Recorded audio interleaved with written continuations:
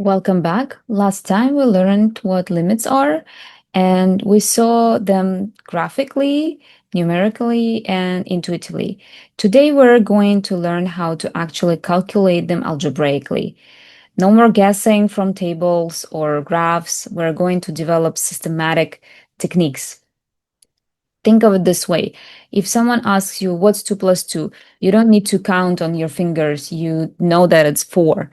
By the end of today, when someone asks you how to find the limit of, let's say, of 2x plus 5 as x approaches 3, you will right away say that it's 11. So let's build this skill. Let's start with the easiest type of limit. Consider a function f of x equals to 3x minus 7. And we want to find the limit of this f of x as x goes to 4. So what we need to do, we just plug in our function. So we have limit of 3x minus 7 as x goes to 4. So here's the beautiful thing about linear functions. Since they're continuous straight lines and they have no breaks, no jumps, we can simply plug in the value and we are plugging 4 into x. So we have 3 times 4 minus 7. And we have 12 minus 7 equals to 5. That's it. So for linear functions, and as we will see for polynomials as well and many other functions, we can use direct substitution. So let me do another quick example. Find the limit of 5x plus 1 as x approaches negative 2. Okay, so we'll just do the direct substitution. We have 5 times negative 2 plus 1, we have negative 10 plus 1, that's going to be negative 9, and this is your limit. So why does it work? It works because linear functions are continuous. They have no breaks, no jumps, no holes, and we'll formalize it later, but for now, trust that these nice functions they work using the direct substitution. Now, what if we have more complicated functions? That's where the limit laws come in. So let limit of f of x as x approaches a and limit of g of x as x approaches a exist, then first law, limit of f of x plus or minus g of x as x approaches a is equal to limit of f of x as x approaches a plus or minus limit of g of x as x approaches a. And if we also say that let limits exist and limit as x approaches a of f of x equals to L and limit of g of x as x approaches a equals to some m, then we can also say that it's going to be L plus or minus m. Okay, so the quick example would be limit as x approaches 2 of x squared plus 3x. That would be limit of x squared as x approaches 2 plus limit of 3x as x approaches 2. Okay, so easy as that. Now the second one would be a product rule. Limit of f of x times g of x as x approaches a equals to limit as x approaches a of f of x times limit of g of x, again, as x approaches a, and we have L times m. The example of that would be something limit of x plus 1, x plus 2 as x approaches, let's say 1, equals to limit x plus 1, x approaches 1, times limit x plus 2 as x approaches 1. Next one, a quotient rule. Limit of f of x over g of x as x approaches a is limit of f of x as x approaches a over limit of g of x as x approaches a.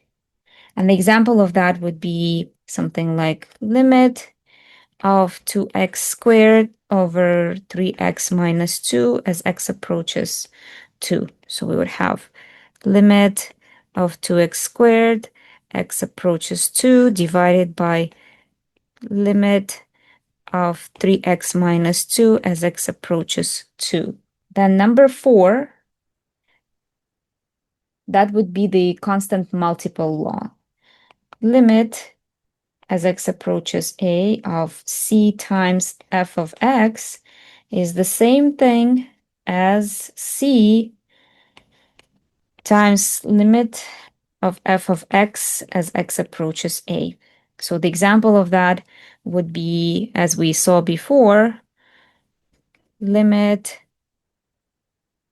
of 3x squared as x approaches 2 is the same as 3 limit x squared as x approaches 2. So something like this. And c in this case is a constant. Rule 5, limit of f of x in the power of n as x approaches a is the same as limit as x approaches a of f of x, all in the power of n. So this is called a power law. And well, that in fact will be then equal to L to the power of n. So the example, limit of x squared as x approaches 3 is the same as limit of x as x approaches 3, all in the power of 2. And the last one would be limit as x approaches a of radical of f of x is the same thing as limit as x approaches a of f of x under this radical. And that would be like this. In general, we can write it as limit, or the other way we can write it, of f of x in the power of 1 over m, or anything n over m, right? In fact, as x approaches a, that would be the same as limit as x approaches a of f of x n over m. So this is the last law. And also we have some restrictions, right? Depending on the domain. Now let's look at a couple of examples. So the first example would be limit as of 3x squared h as h goes to 2. So as you can see in this case, this 3x squared will be treated as constants, so we can factor them out. And we have 3x squared times limit of h as h goes to 2. So we have 3x squared times, we just do the direct substitution, times 2. We have 6x squared. Another example would be limit of 3y times 2x plus 1 of as x goes to 3. So you can do either the direct substitution here, or you can first apply the laws and kind of isolate, right? So we will be treating this 3y as constant. So we can write it as 3y limit as x approaches 3 of 2x plus 1. Now we can see that we can separate these 2x and 1 using the addition or Salmon difference law. So we have 3y limit of 2x as x approaches 3 plus limit of 1 as x approaches 3. And don't forget the parentheses here. Now, another thing, or in the last step we can do here is just use this constant multiple law and factor out this 2, and we would have 3y limit, 2 limit of x as x approaches 3 plus limit of 1 as x approaches 3. Now look at this. When we have a constant here and x approaches something, that doesn't really matter in this case because we don't have x. So the limit here would be whatever this number is, right? In this case, we just do the substitution, and we have 3y times 2 times 3 plus 1, okay? And we have 3y times 7, so we have 21y.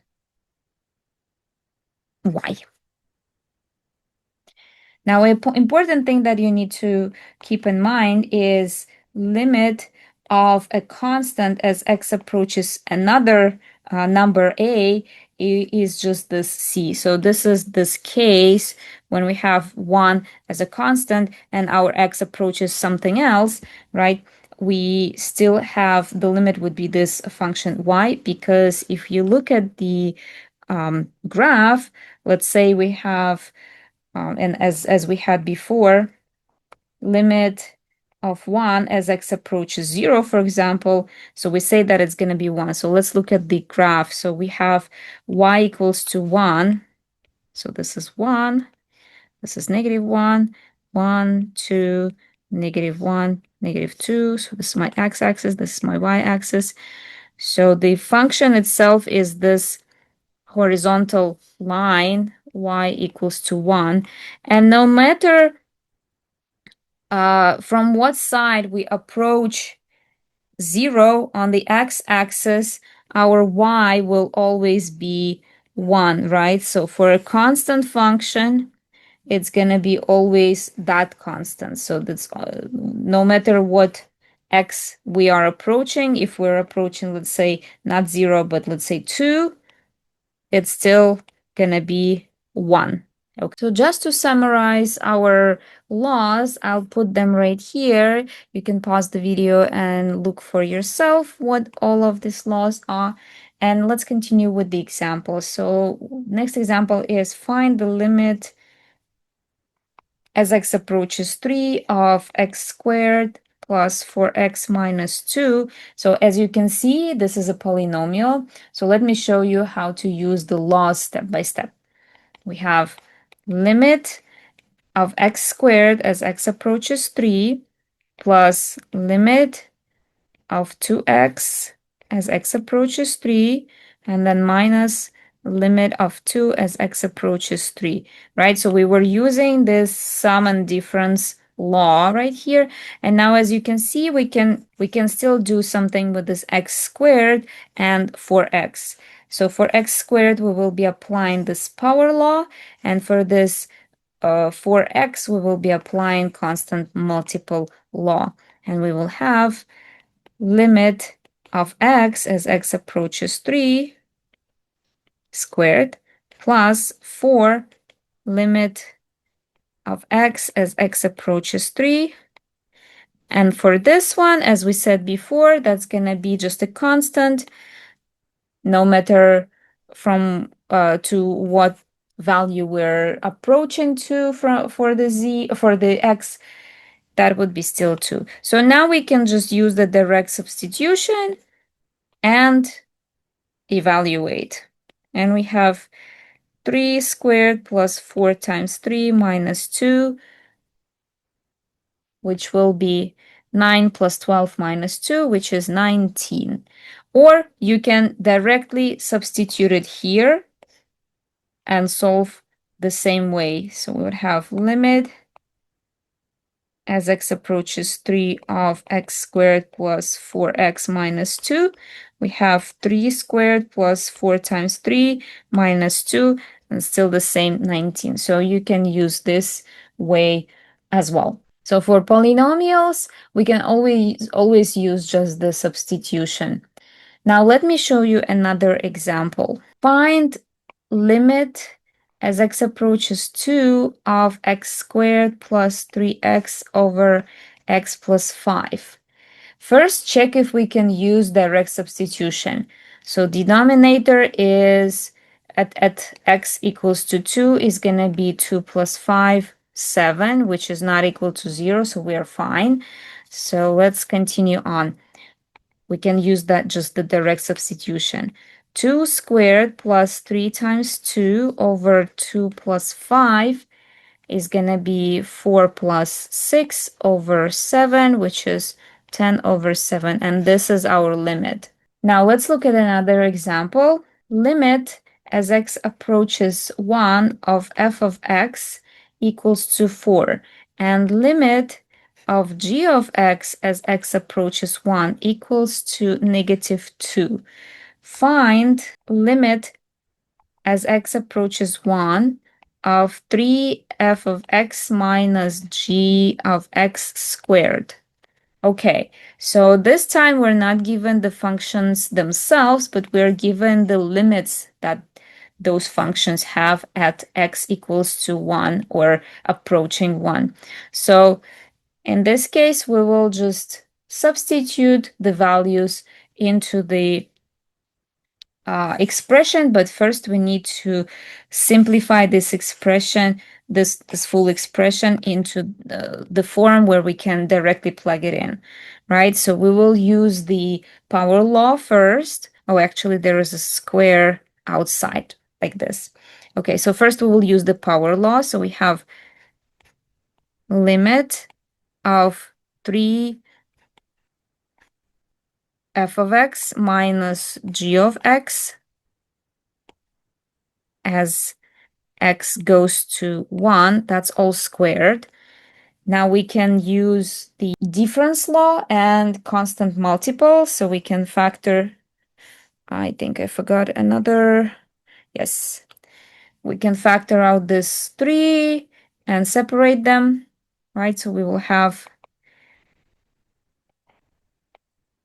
3 limit of f of x as x approaches 1 minus limit as x approaches 1 of g of x.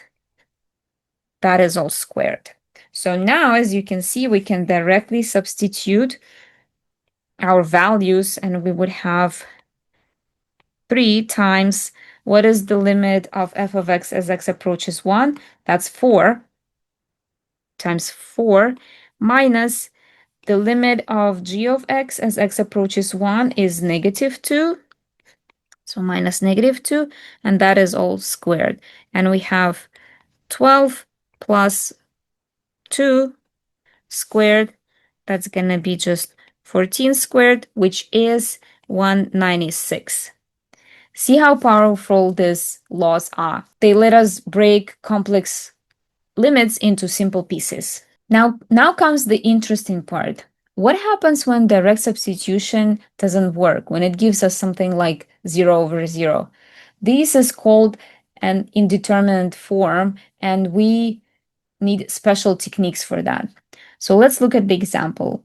Find the limit of x squared minus 9 divided by x minus 3 as x approaches 3. Okay, so if we directly substitute 3 here and here, we get 3 squared minus 9 over 3 minus 3. So we have 9 minus 9 over 3 minus 3. That's going to be 0 over 0. So this is our indeterminate form. We cannot solve any further.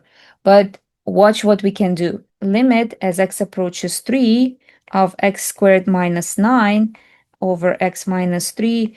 See that this is the difference of squares, right? So if we separate those, if we use the difference of squares, we might be able to do something with this function or with this limit. So we have x minus 3, x plus 3 divided by x minus 3. As you can see, we can cancel this x minus 3, and we will end up having limit as x approaches 3 of x plus 3. And when we plug this 3 into the expression, we don't have the 0 over 0 anymore. We have 3 plus 3. That's going to be just 6, right? So the key inside, even though the original function is undefined at x equals to 3, the limit still exists.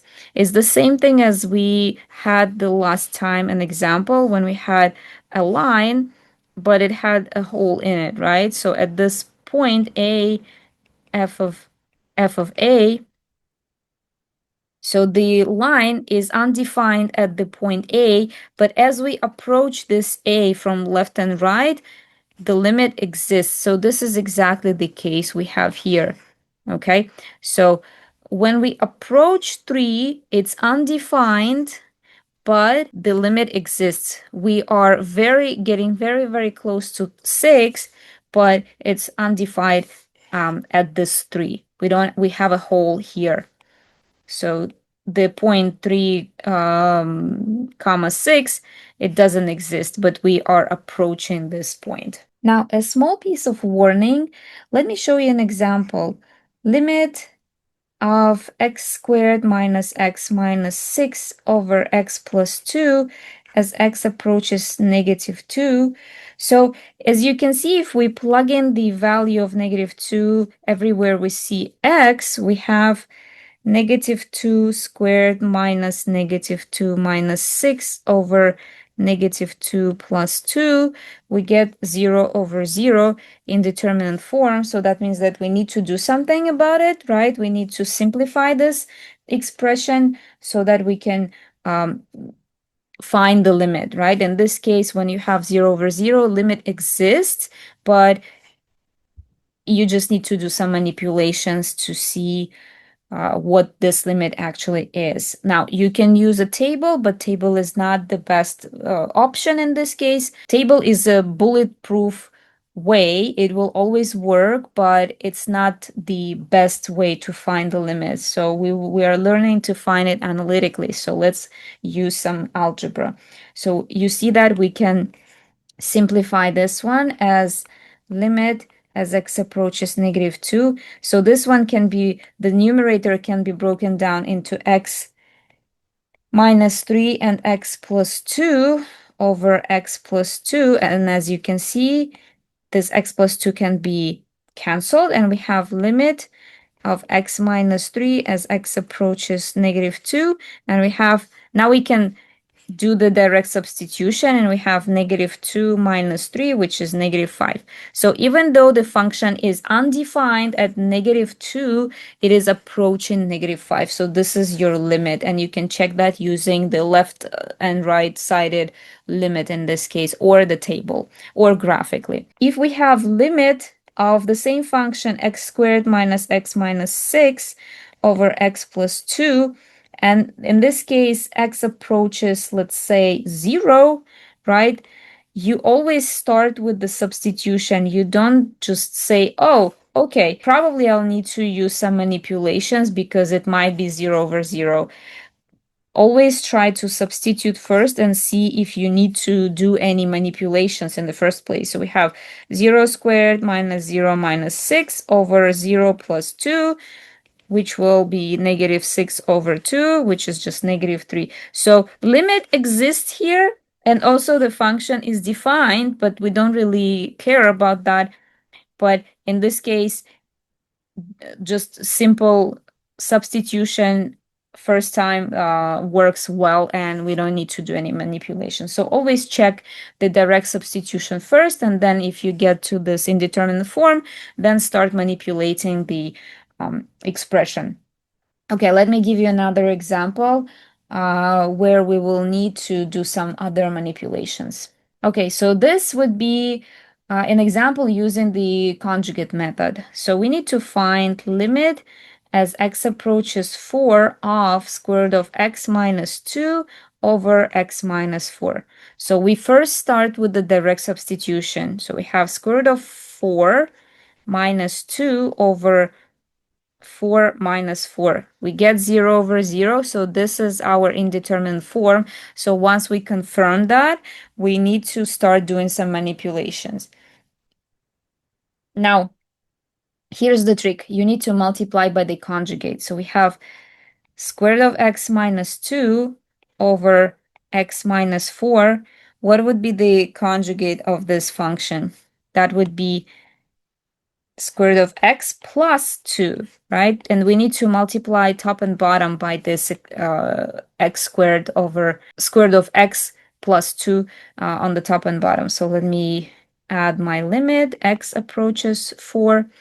Now in this case, when I multiply them together, I have here, so this is my difference of squares, right? That's the same thing as a squared minus b squared equals to a minus b, a plus b, right? In this case, this is my square root of x, and this is my 2. This one is, again, square root of x. This is my 2. So at the end, I will have limit as x approaches 4 of square root of x squared minus 2 squared over x minus 4 square root of x plus 2. And we have limit as x approaches 4 of x minus 4 divided by x minus 4 times square root of x plus 2. And as you can see, we can cancel the numerator and the part of the denominator. We have limit as x approaches 4 of 1 over square root of x plus 2.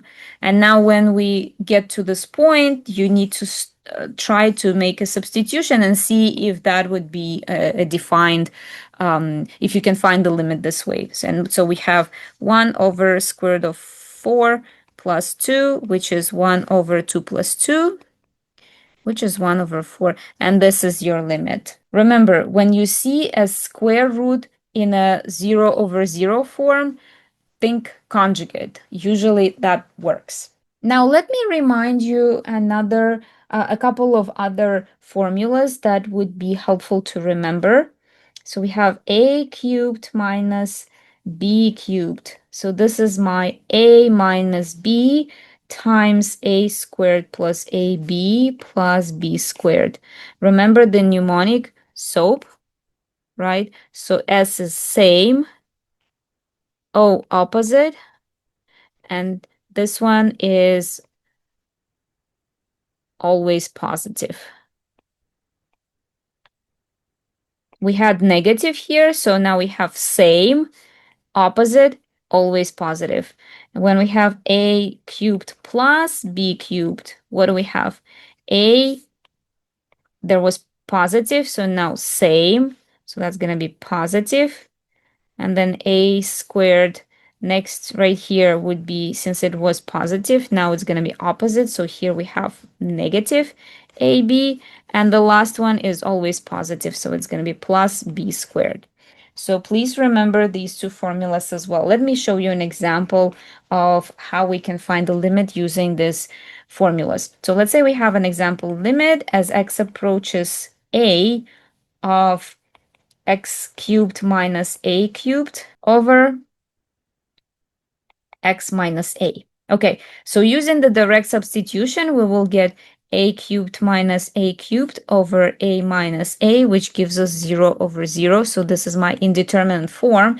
That means that I need to do some manipulations with the expression.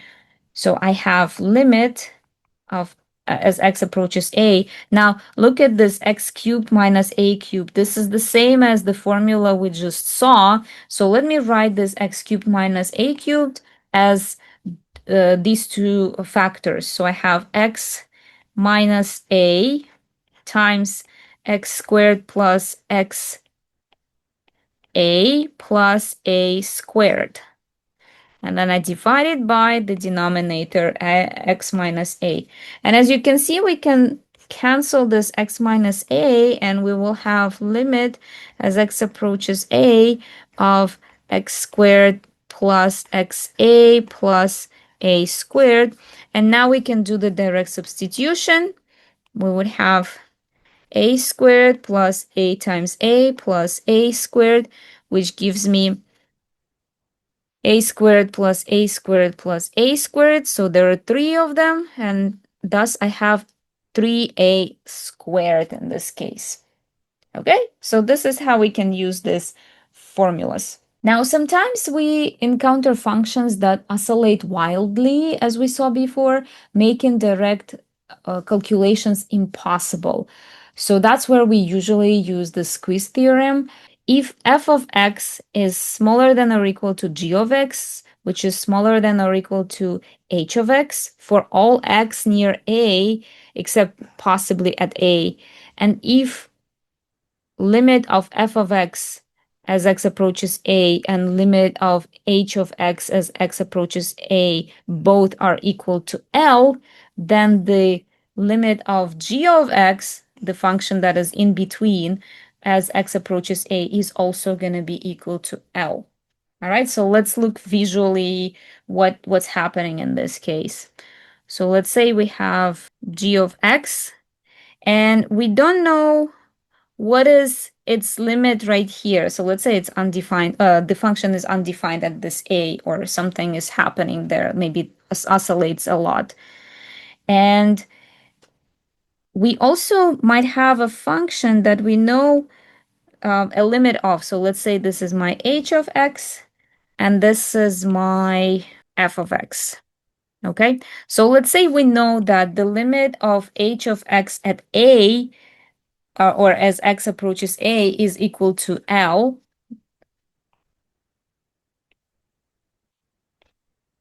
And we also know that the function that is underneath the g has also the limit of L as x approaches a. So when we squeeze this g at this point a, or near the point a, we kind of like sandwich it. It's gonna be in the middle between the h and f. And if we know the limit for h and for f, then since this g is squeezed in between these two functions, then we say that the limit of this g, even though we don't know it specifically, if we cannot calculate it directly, we can conclude that it is also be equal to L.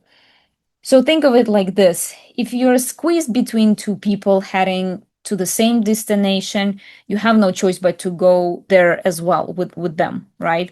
So let me show you an example how it works, or how we can apply that. So let's say we need to find the limit of x squared cosine of 1 over x as x approaches 0. Now, we know that cosine of 1 over x oscillates wildly as x approaches 0, right? We also saw the same thing with sine 1 over x in the previous video. So we can't calculate or evaluate this directly. But what we do know is that cosine of 1 over x is between -1 and 1, right? We know that its amplitude is between -1 and 1. So now if we multiply all three sides by x squared, we'll have, so we'll multiply, well, yeah, we'll have negative x squared less than or equal to x squared times cosine 1 over x. And then on the other side, we have x squared, right? So far so good.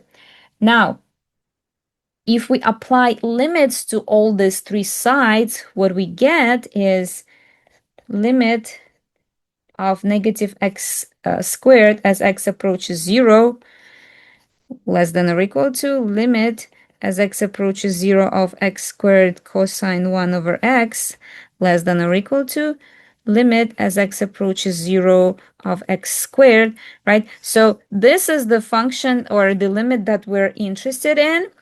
And it's squeezed between these two functions. Now, can we find the limit of these two functions? Yes, we can. So limit of negative x squared as x goes to 0, we can just directly substitute it, right? We can substitute 0 into this x, and we have negative 0 squared, which is going to be just 0, right? On the left side. Now let me rewrite the middle part.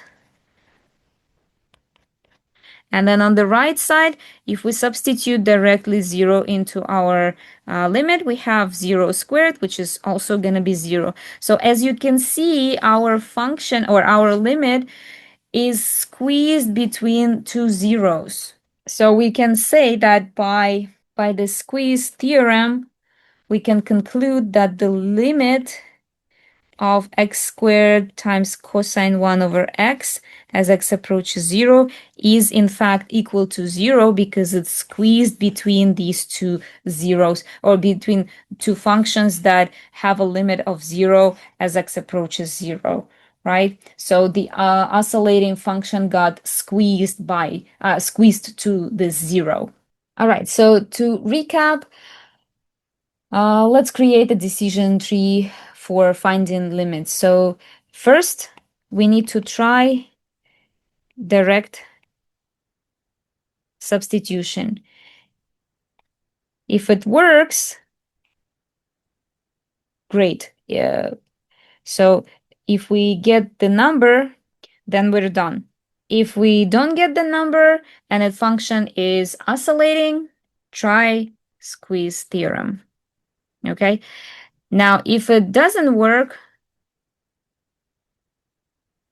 if you get a form something like 0 over 0, try either factor or conjugate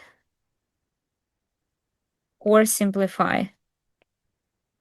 So when you have 0 over 0, if you have 0 over 0, you have a limit. You just need to manipulate your function to find that limit, to make your denominator to be not equal to 0.